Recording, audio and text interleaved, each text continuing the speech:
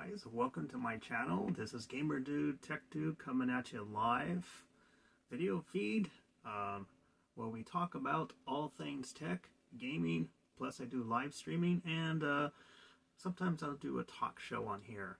So welcome to my channel, and please hit the like and subscribe button and hit the bell notification icon so when I go live you'll be notified. So welcome folks. I hope you enjoyed today's stream. I haven't done one for a while on a tech review. One of the things I would like to do a review about is my mini PC that I received from Amazon, from their lovely Amazon Vine, which is where us techs do reviews on particular items that we get from Amazon through companies, and they give us the opportunity to do review on them, and it gives us, an incentive by, giving us the product, and in return, they would like us to do a review on it. So here we go. Hopefully, this review will help you decide whether or not you want to get this product, and I'm still working on getting a green screen. I was going to get one the other day, and unfortunately it wasn't available, so I'm gonna have to wait for them to restock those. So okay, let's get right into it. Today I would like to talk about the Guzila. It's a Guzila. I will post a link in the show notes below, so be sure to check it out, so that way you can read about the specs and everything, and it will give you a little bit of information about the product I'm about to talk about. So this is called a Guzila mini PC. Now, if you're not familiar with those, it's a PC basically in a box, kind of like your Android boxes or the Nvidia Shield and whatnot. A little bit of the spec style I'd like to share with you. It has a Celeron J533. It's not a real powerful processor, no, so you're not going to be able to do that much gaming with it. Maybe some mild little games, but that's not why I wanted to check it out. I wanted to see for myself firsthand on what the differences are between a mini PC and a laptop and a desktop. Now, obviously, it's not going to be as powerful as a gaming system, so don't expect to do any kind of gaming on it. Although there are other options, and we'll get into that a little later. This PC also has an 8 gigabytes of DDR4 memory, and it also has, I believe, the Celeron chip is the 3.0 gigahertz, and it can go up to 3.4. Also, it has a 128 gigabyte SSD drive. I know it's not very big, but again, we're not using this for any kind of gaming or any hardcore stuff. Like, you can do basic things. Think of it as a basic PC that you can buy that's in a box, and you can hook it up to your TV set, and you can browse. You can do pretty much anything you can on a laptop on a bare bones system. So think of it that way. It also has an SD card slot, which is good up to 128 gigabytes. Now they state that it can only support 128 gigs, but being it has, check this out folks, and this is a real big perk, it has Windows 10 Professional. Not the Home Edition, but the Professional. So that right there was a big plus for me. So it has the BitLocker and all that, where you can protect your hard drive and all that stuff. So I haven't really had the chance to fully check out the Windows 10 Professional, but I was able to load pretty much all my apps and everything, all my programs, and so far it has ran everything that I have thrown at it very fast. Even when it boots up into Windows 10, it's very fast. Now, while this is not no NVMe, or it's no one of the high-end SSD drives, I believe it's the standard SATA SSD, so it's not the fastest. However, I'm very surprised how fast it is that Windows 10 boots up. Maybe like 5 to 6 seconds Windows boots up, and that's everything I'm throwing at it. And by the time I've, put all my stuff on it that I wanted, I still have like like 88 gigabytes free left. I also added a 128 gigabyte micro SD card. I haven't had the chance to really test out if it can accept anything bigger. I'm pretty sure it can. Being that it's Windows, you should be able to put any size card in there and it shouldn't be no problem. You're also going to like the fact that you can add an SSD drive into this guy. You can add a terabyte or 2 terabyte, whatever you want. But for what I'm doing with it, for testing purposes and stuff, and kind of checking out, I don't need that just yet. So it also has 2 USB 2.0 ports, and it has 2 USB 3.0 ports. It has an Ethernet cable to plug in a LAN cable. And let's see, what else does it have in it? I already mentioned the micro SD slot. It does have an HDMI. Oh, and this box does come with an HDMI cable, which I was really surprised. A lot of your stuff that you buy today does not come with an HDMI cable. You usually have to buy it separately. So that was a big plus for me right there. So, in terms of speed, I'm really surprised how fast this is. I got the 7-zip on there to do zipping, so I was able to test that out to see how fast the processor was, and it wasn't that bad actually. I'm really quite surprised for a serial on how fast it is. I was able to extract a 4 gigabyte file in about 5 minutes maybe, or it might have been shorter, give or take maybe 3 to 5, right around in there. It wasn't bad. I was really surprised. I was expecting it to be a lot slower because, let's face it, the Ceriellon is kind of like the lower end chip from the i5 or the i3, i5, and i7s. So, and we're now in the 10th or 11th generation now, I believe. I'm not sure. I forgot.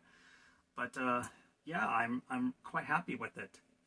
So, the other apps I was able to put on there, were just like mediocre VLC for doing my video, for viewing videos and stuff like that. I was able to, like I said, put the extractor on there. TeamViewer put on there, so that way I can, remotely get on it or on my other PCs, in my house. So, so far, it has ran everything I've thrown at it. I'm quite happy with it. I was able to check out streaming. I checked out Netflix. I checked out Disney Plus. I checked out the Prime Video. And believe it or not, it was pretty fast. It loaded quick. I noticed no jittering, no stuttering, no frame drops or anything during the video. I was quite surprised. I was testing everything from older movies to new movies, and I was just like, wow. Now, I haven't tried Plex on this. If I wanted to put, literally, if I really wanted to, I can make this into like a NAS server. But I don't think the Ceriellon chip could handle it. Maybe one stream running at full HD 1080p. I'm not sure about 4K. When it has to do the transcoding, it might, that might be a bottleneck for the videos. So I don't know if I will do that.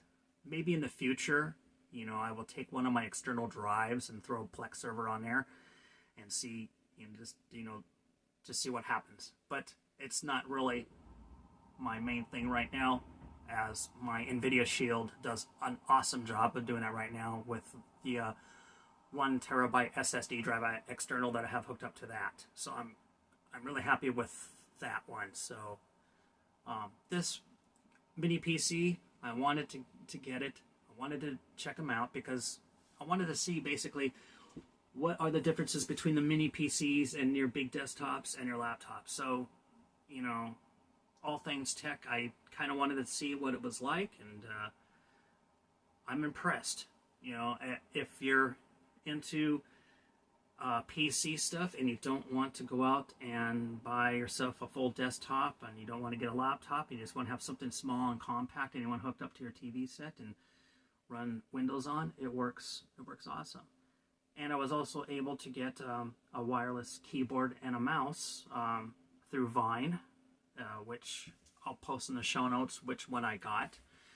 and it's basically the same one. Well, not the same one, but it's got the same technology as the one I have for my Nvidia Shield. Both of them have lithium batteries. You can get a full charge for about 6 to 7 months of use before having to charge it up again. I think that's really awesome. And and I've been using the crap out of my mini PC, and I still using a keyboard and mouse, and it's not losing any battery juice at all. So it's been running very, very good. I mean, I love it. So I'll put both of those links in the show notes below when I'm done with this video. So I just wanted to talk about that. Remember, it's the Guzila mini PC. I believe the model is like AY37 or something like that. Again, I'll put it in the show notes when I get done talking with it. So gaming. As far as gaming wise, don't expect to play games right out of the box with this unit. It's not really designed or built for that. However, they do make different mini PCs out there, which, you know, house like more memory and i5. You can even get an i7 or a Ryzen 7 mini PC. Again, it's going to come down to what kind of graphics card it has in it. So that's going to be very interesting. It's going to be, I haven't really searched for them out there, so I really don't know if they have like the GTX 1050s or the 1060s out there that are small, compact, where they can fit into a little housing like this. I don't even know if they even can do anything like RTX, where you can go up to like the 2060, 2070, or to the RTX 30 series, or the 300 series rather. So, or 3000 series. So I don't know if they have anything out there like that. I will do some research, but you know, my thing is, if you really want to do that sort of gaming, get yourself a desktop. They're pretty cheap. Even a laptop, they've come down in price. Even the 3060 now is selling for a little over $1,000 right now US, which has got a 3060 graphics card with a 16 gigabytes of memory, something like a 512 gigabyte SSD drive, which is pretty darn powerful. Although I'm hearing there's a bottleneck between the 3060 and the excuse me, and the processor somehow. But I haven't done that much research yet on the 3060 to really kind of get an idea of you know, what kind of benchmarks of people that are getting and what kind of frame rates they're getting. So I'm going to be doing some research on that in the future to see how good those 3000 series graphics cards are. Because right now, the 2060 and the 2070 are probably the top of the line right now in terms of popularity, in terms of gaming right now. People are just getting phenomenal frame rates and really good, you know, graphics with a lot of the games that are out today with the 2060 and the 2070. So right now, I think if you really want to stick with a GPU that you know, that's supportive and it's really good, I would stick with one of those. And even if you didn't want the ray tracing, you really don't care for the ray tracing, it's not your thing, you can even drop down to like GTX 1050 or the 1060 Ti. That will get you pretty, you know, good graphics, considering that you do not have the ray tracing. So, and bear in mind that when you do kick on the ray tracing, you will lose frames per second, probably anywhere from 40 to 50%. I've known people, and I've seen people, gamers alike, that they turn on their ray tracing. They're getting like 100 at first, but when they kick on their ray tracing, they're getting about 40, 50, or 60. So keep that in mind. That you know, even you want to make sure you have more system memory. So make sure you have anywhere from 16 to 32 gigabytes of memory as well. So, anyways, but we're talking about the mini PC. Back to the mini PC, I want to talk about the gaming, my gaming experience with this thing. Now, as you all may or may not know, I am a member of what's called Shadow Tech. You can check them out, Shadow Tech, online. Just go to Google, type in Shadow Tech, shadow.tech. They're a game cloud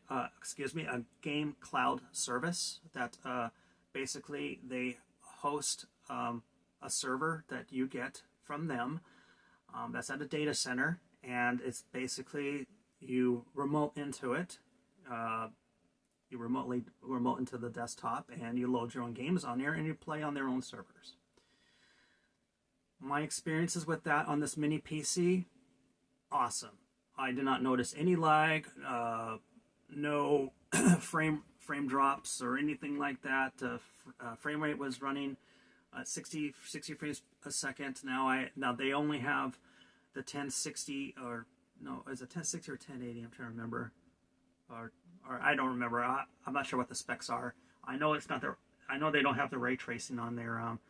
Well, they don't have the ray tracing tiers to sign up for yet. So basically, it's just, you know, it's like a 1060 or might be a 1080, something like that. But I was playing stuff like Call of Duty, Guild Wars 2, stuff like that on there, and I didn't notice any frame drops at all. It was running fantastic. So I was really happy about that. But of course, you would expect that from any kind of game cloud service. And if I were to sign up with any kind of game cloud service, I would either go with Nvidia's Geforce Now or ShadowTech. I couldn't stress how much I like ShadowTech. I believe that they are only in the United States, I think, for now. They're just now branding it out to other countries, and so, you know, just keep checking them out. And the second one I would go with would be the Nvidia Geforce Now, which is a cloud gaming service, which I used to use until I got the ShadowTech. The only reason why I haven't been using the Geforce Now, because they lost a lot of games that they don't support anymore. So that was kind of like one of my things that I was just kind of disappointed in. And it had to do with, you know, copyrights and stuff like that. I just, you know, I wanted something that I could play most of my games on, or if not all of them. So ShadowTech was the thing that I got, and that's the one I've been using the most. And I can tell you that the performance-wise on this little mini PC, it's awesome. I love it. And I hooked it up to the 32-inch television, which is perfect. It's a 1080p HD. It's not 4K. It's just a regular standard 1080p HD. So it ran smooth. And like I said, I ran most of the movies. I checked them out, and unpacking stuff worked pretty well on it. So I was quite happy with it. So I was just like, you know, I couldn't believe it myself. So I've been playing around with it for the past couple weeks. I've had it only a couple weeks now. So it's real small and compact. You can pretty much put it anywhere you want. The housing is pretty nice. It's got ventilation on the sides and on the bottom. It's got a fan under. You can hear it kick on when the processor starts to overclock itself. A little noisy, not too bad. I mean, it's nothing you can live with, but you kind of expect that when, you know, the fan kicks on. So you can hear the RPMs. So you kind of expect that when you know, when you're doing some kind of heavy stuff on it. So, but overall, 5 out of 5. I would have to give this a 5.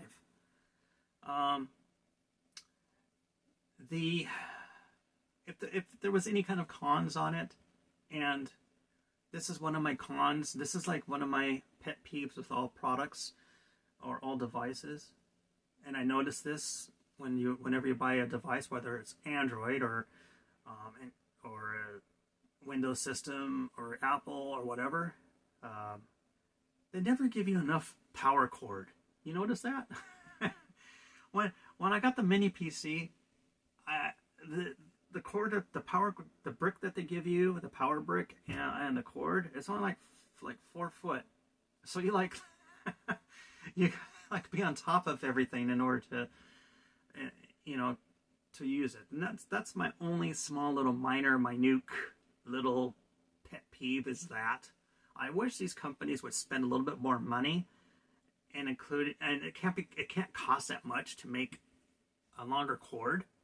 I mean, let's face it, what, 20 cents, 30 cents for a 12-foot cord? Even a 6-foot, even an 8-foot would have worked, but 4 foot, come on. You know, I wish companies would stop doing that shit.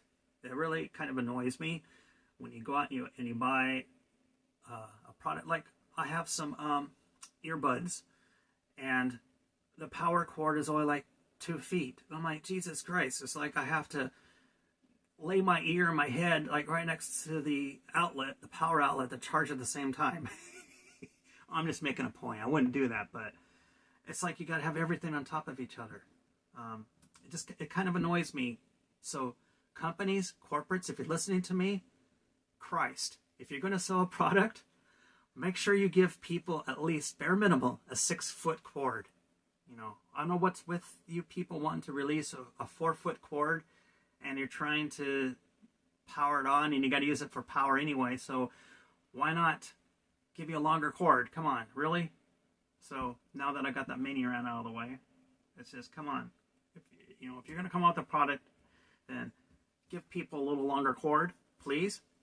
I mean, it's not that hard. or maybe it is. I don't know. I think that's my only small little, like I said, my own little con that I have about it. But everything else, most of my stuff that I've been testing works awesome. I haven't had any trouble. The memory that I got through Vine it's called Cetell, Ctell. It's an off-brand. And you know sometimes how I feel about off-brands, but being that I am a Vine member and I get this stuff to check it out, what any cost to me, it's really no big deal for me. It's an SDHXC with 400 megabytes per second, so it's not bad. I tested something over the network. I uploaded a 4 gigabyte file from the SDHC card over the network, over Wi-Fi to my SSD drive that I have hooked up to my Nvidia Shield, and it took like 4 minutes to upload a 5 gigabyte file, which I was quite surprised. I was like, wow. And of course, a lot of that might have to do with because I have a mesh router, so it can extend the signal, which helps me get better signal and whatnot. So, and ever since I got that mesh router, I haven't had any dropouts on any of my devices at all. I'm very impressed with that. And I've got devices in other rooms and every other place you can think of. And before, I used to have like maybe 1 or 2 devices always dropping out. An example, my Echo Dots. I have one in one room and one in my room. Every once in a while, they would just like drop themselves off the network, and eventually they would reconnect, of course. But I no longer get that with this mesh router, so I'm pretty happy with the mesh networking. So I may do a re-review on the mesh network setups and stuff, and give you folks some insight on that. But today was just pretty much about the mini PC and some other things that I wanted to discuss. So with the Guzila mini PC being out of the way, I said I would give it 5 stars. So I would hope people would check it out, and if it's something that you like, it retails for $219, which is pretty darn cheap for a PC in a box. So, I mean, even your laptops, your basic laptops range from anywhere from $400 to $500 US. Then your gaming laptops will range anywhere from a basic system from like $800 to $900 to $1,000 on up. So just keep that in mind. So let's see. Other thing I wanted to discuss today was that this is for all my Disney friends that are out there, people that are into Disney stuff. I don't know if most of you heard that Disneyland and most theme parks in California are going to reopen in, I want to say April 1st. So for everybody that's into theme parks and whatnot, that's big news for California. So looking forward to that. I know a lot of you are, and I know a lot of you are going to look forward to doing live streaming. I know I will. So, yeah, I heard about that, and I was really, really happy. Also, for those of you that have Disney Plus, there's a series called Imagineering. It's a six-part series about all things Disney. I highly recommend it and watch it. It basically starts when Walt Disney, started the company, and how it passed through different generations of different people taking over the company after Walt Disney passed away, and his brother passed away as well. It's very interesting because they talk about how Walt Disney, we all know he built and invented the Disneyland here in Anaheim, and he had a vision for Orlando, Florida, of Walt Disney World, and he died just before they started to do construction on it, and he handed it over to his brother Roy Disney, and how he got it all started, and it got finished, and how he passed away. And then I forget the name of somebody that took over, and how Epcot was built. And they go through the whole entire, thing, the documentary about, how it got built and whatnot. And then he passed. And then that's when Michael Eisner came in, and he was the Disney CEO for, till 2005. I forget when he started. I think it was like 1985 or 88 to 2005. He was the CEO of Disney. Believe it or not, guys, he's the one that actually got the, he got Hollywood Studios Florida started. He got Animal Kingdom in Florida started. He got Disney, I think it was Disney Paris started. Yeah, he got Disney Paris started. He got Disney in Japan, I think it was, started. He got all four of those projects started. He did. Disneyland, or Disney company, was just about to fail too. It was some guy, I forgot his name, wanted to buy out Disney, and then he wanted to sell everything in parts. He wanted to sell all things Disney, and they weren't doing the company wasn't doing that great after all that. Before Michael Eisner came in, and when Michael Eisner came in, he started Star Tours at Disneyland. He got like a lot of the stuff started, and when he did that, everything Disney picked up. They started making money, and people started coming. It was unbelievable. Now, I was there at Disneyland with my folks. I can't remember the year when Star Tours came out. Star Wars was a big thing. I think it was in the 80s. I think it opened up in 1988. So I remember I was with my folks, and they were talking about some of those lines being a 3 to 4 hour wait. Well, I remember being in that line, and we waited for 2.5 hours. And I think it was the grand opening. I think we were there the day that it opened. I think we were one of the people that were there. And because I remember seeing the news media and everybody there, taking pictures and videos and stuff. So it was a big thing back then. I think this is when Disney really got into Star Wars, and George Lucas came into play, and how, because he's the one that invented Star Wars, of course, but he did a lot of the production for the movie for Star Tours itself. So, and of course there was someone else involved, and then of course Michael Eisner. So really, Michael Eisner brought back Disney when it was just about to fail. And anyways, that's just a small preview. I highly recommend you guys watch it. It's very interesting. Also, when they built them in Paris, when they built Disney in Paris, they were talking about how they have castles and stuff there. And they were talking about when they wanted to build the Sleeping Beauty's castle, how they kind of wanted to put it up on a hill so it would be visible.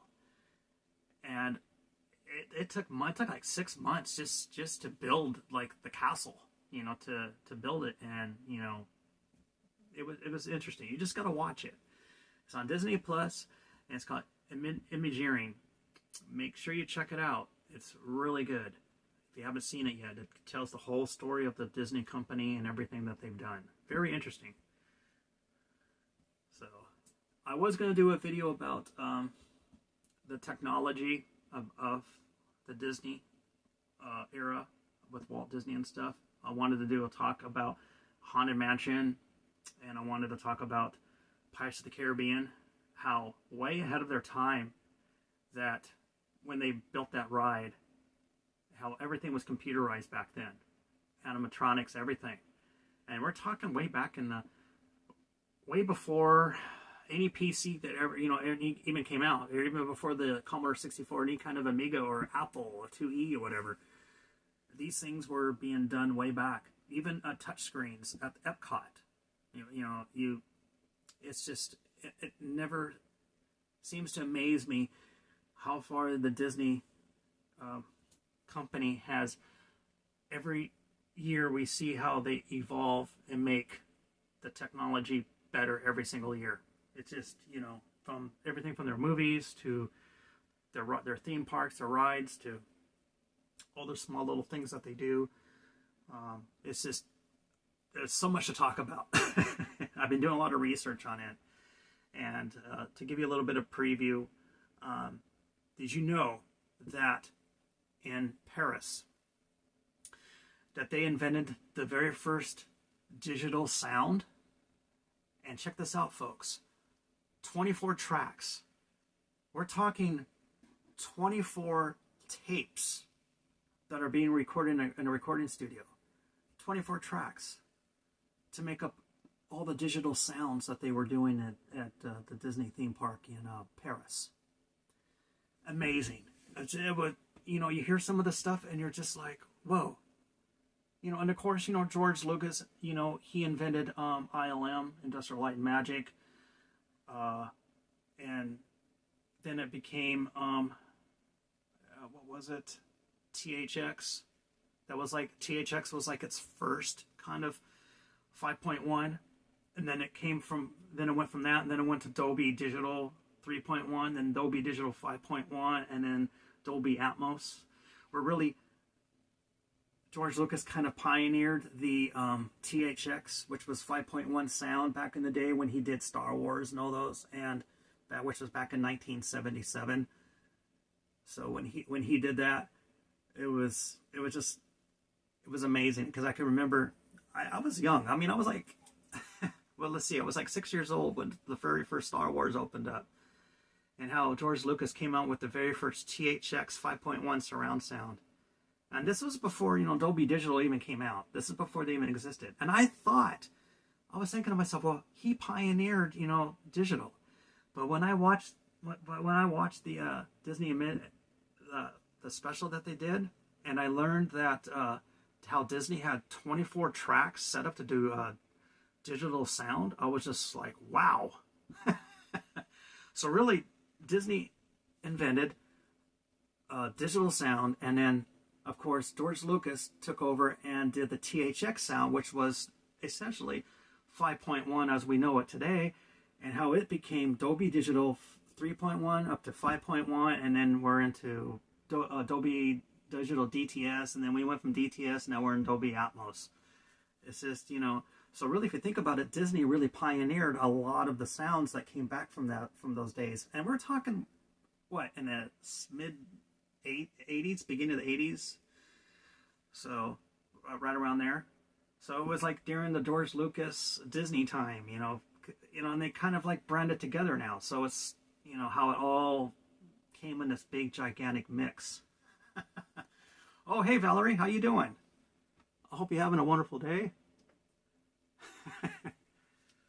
So yeah, I just got through doing a review on the mini PC I was telling you about, something I've been wanting to do. So, and then I just jumped into this other thing I was talking about, the show that I told you about on the Disney Plus channel. Like I said, folks, check it out. It's really good series. I still need to watch, like, I think 4 more or 3 more episodes of that. You want to know the technology, you want to know how it got started, watch it. And I don't know, Valerie, if you saw the part where they were talking about Epcot, and they were talking about touchscreens. You know, when you go into spaceship, is it called Spaceship Earth? Well, inside, they had touchscreens. And we're talking like way back in the 80s. And today, you know, everything that we use, everything's touchscreen. Our phones, our PCs, everything's touchscreen. So I just, you know, this is a really cool video. I'm gonna do a big video on this coming up in the future because I'm putting everything together, all my research and everything. But I mean, Disney was way ahead of its time back then. It's just unbelievable. I mean, you saw these kids pushing the screens and pushing these buttons on these things. I mean, they had this shit way back. And it's just like, wow. So Disney never really seems to amaze me on all the technology that they have. It's just unbelievable. It's, you know, look at Walt Disney when he did animation. You know, it's just no computers, nothing like what is it, RenderMan or 3D Studio Max or anything. Everything was like hand drawn. You know, it was just how his animators just drew everything on paper. It's just, you know, it amazes me. And, you know, being into animation like I am, I haven't been fully into animation. I got into doing like Lightwave stuff and a little bit of 3D Studio Max. So I know what it's kind of like to create things and stuff. But to do that from hand on a paper, it's just like, wow. You know, so for the most part, Disney has been, always will be, ahead of its time. I mean, they were doing this touchscreen way back in the 80s before cell phones even came out, 20 years prior. So it just, you know, it's awesome, you know. Even my folks, you know, we were watching it and they were like, wow, really? They were doing this stuff way back. Yeah, it's pretty cool stuff. I'm good. It's great to review your stuff. Yeah, I haven't done a video in a while. I wanted to do this. It's something I've been wanting to do. So, I mean, you know, I think it was about time that I get back into doing my videos on live streaming. I'm trying to pick an area where I want to do the live stream next. Maybe I'll go across the street and take some do some streaming over there of all the places that you can eat and stuff, and you know, something like that.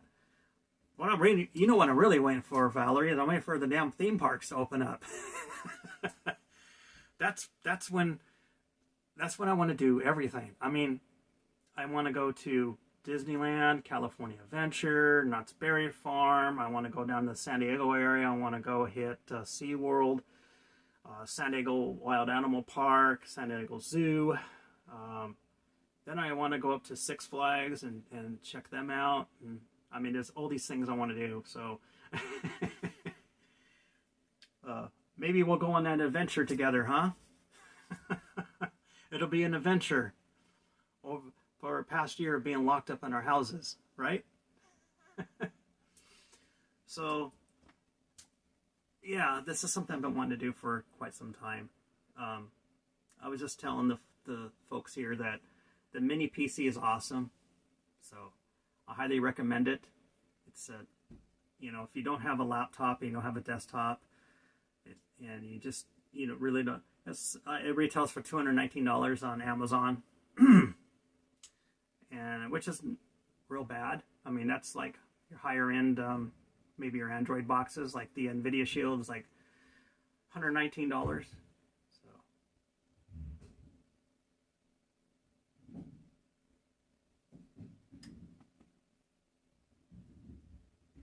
What's going on here?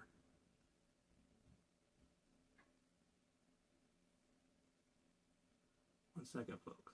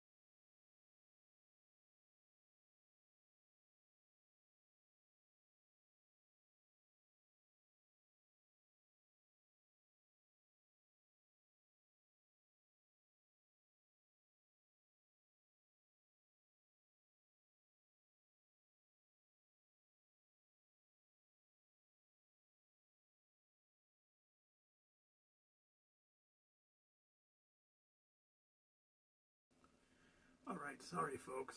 Sorry about that. I'm going to have to take off here. Something strange is going on outside. So, well, hold on. Never mind. That was weird. I was hearing some strange things going on outside. I was just like, what's going on? Okay, so this video was, of course, about the mini PC, the Guzila. I'll post some show notes down below in the description or in my comments, and I'll let you know about it. So I wanted to give you a little bit of preview what I'm about to talk about in the upcoming days. A lot of I'm going to be doing a review and some other things, but be on the lookout for the Disney special that I'm going to do. It'll be basically all things tech Disney and all the stuff that they have done throughout the years. So I gave you kind of a little bit of a preview of where I want to go with that video. So in the meantime, don't forget to hit the like and subscribe button and hit the bell notification icon so you'll know when I go live. Alright folks, so I know I'm going to cut this video kind of short. I may do another one in a little bit. I'm doing a review on another product that I just got. So I might go live in a little while after I check out. There's something else I want to check out. I got something else. So something else from Vine. I want to kind of play around with, check it out and stuff. And anyhow, I hope you guys liked the video. It was nice seeing you all. And I'm sorry I've been lagging a little bit on my videos, but I'm back. So hopefully you will enjoy this. And again, don't forget to hit the like and subscribe button. It really helps me out a lot. I am up to 18 subscribers now. I am happy about that. Maybe I can get up to 20. We go up a little by little. Every little bit helps, especially when you're getting started. So if you have friends and you know people out there, send them my way. And I do answer questions in the comments and stuff, and I will answer them and as best of my knowledge. And so yeah. Anyways, it was good seeing you all, and you all have a wonderful day and take care. And until next time, see you later.